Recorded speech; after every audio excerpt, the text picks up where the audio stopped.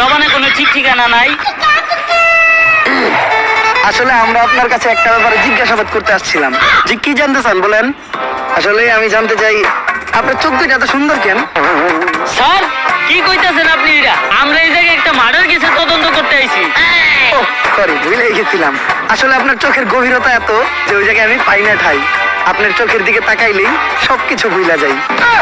আচ্ছা, এখন আসল কথায় আসি। রিসেন্টলি এমপি ছেলে মার্ডার হয়েছে, তো ওর সাথে আপনার কি সম্পর্ক ছিল? ও তো আমার বয়ফ্রেন্ড ছিল। বয়ফ্রেন্ড? এই, ওই খুন করতে, ওই হারকিউলিস ধরে। স্যার, ও তো আমার বয়ফ্রেন্ড ছিল, এখন তো নাই, এখন তো আমি সিঙ্গেল। সিঙ্গেল? আমি জানতাম তোমার মতো একটা মায়াবী মেয়ে কখনো খুনের সাথে জড়িত থাকতে পারে না। তুই হুদাহুদি ওরা সন্দেহ করছিস। আচ্ছা, তোমার আর ওর যখন রিলেশন ছিল তখন তোমার আর ওর ভিতর কি কি হয়েছে তদন্তের জন্য জানতে চাইছিলাম। এই ধরেন কিস,